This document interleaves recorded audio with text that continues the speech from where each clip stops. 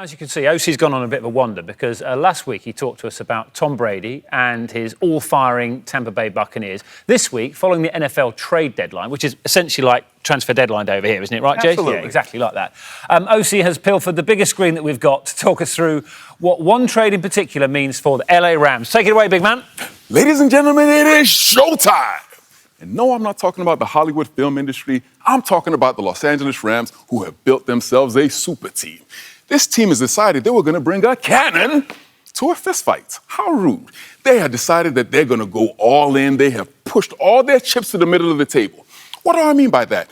This team has traded away most of their draft picks. Why? Because they say they're going to win now or they're going to die trying. They're going to do everything within their power to win, and they have chosen to take the approach of trading away their draft picks. Now, most people wouldn't know this, but a lot of teams hold on to their draft picks the same way I've been holding on to these extra 10 pounds I picked up during the quarantine, just holding on for dear life. But not these guys. They've been trading them away like drunken sailors. They don't care nothing about their draft picks. And I want to take you through some of the players who they brought in with these trades. Now, first of all, they already had a guy by the name of Aaron Donald. I want you to look at this guy right here, Aaron Donald. Look at this guy. I mean, look at this mean guy. You ever heard the phrase, it's as easy as taking candy from babies?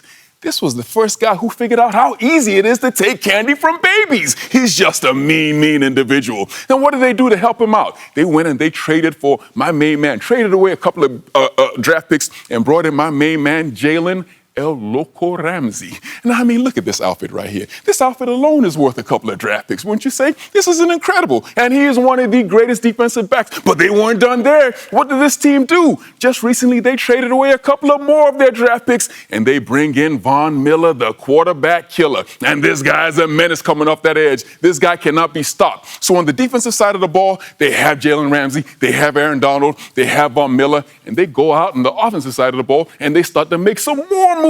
What do? They traded away their #1 overall draft pick, my main man, Jared Goff. Look at that smile. Jared Goff reminds me of a flat Coke. You ever had a flat Coke before?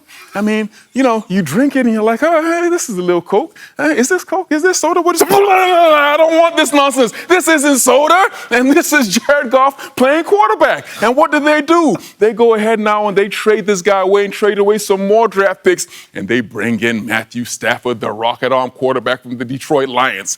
Matthew Stafford's career in Detroit was dying a slow, painful, agonizing death. I mean, I like to call his career in Detroit death by 1,000 cuts. As a matter of fact, whenever I think of Matthew Stafford in Detroit, there's a song that comes to my head. You know what it is? Strumming my pain with his fingers.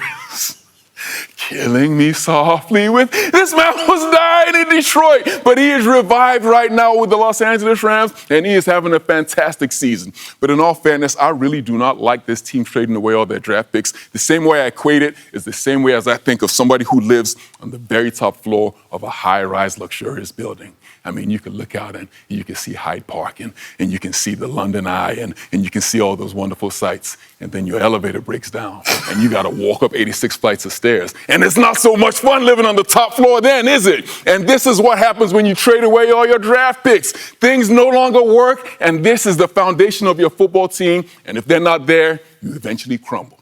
I mean, that was good, and then he started singing the Fugees. It went up 86 levels. Osi's going to come back and join us. Nice. But on that issue of the Rams strategy that Osi's taken us through there, their last first-round pick was actually the flat Coke back in 2016 of Jared Goff. It's a really bold strategy, isn't it? And if it works, it's great, but it could end in tears, couldn't it? The main thing is they believe in their head coach, Sean McVay, and his ability to get those players ready and play call correctly. And they are in win-now mode. They don't have a first-round pick until 2024. That is a long time. Even I know that. So it is all about today, not tomorrow. OK, hopefully some more singing from Osi on later shows. I enjoyed that a lot. You like that, didn't you? Yeah, I really enjoyed that. You know you live on the 86th floor. I do.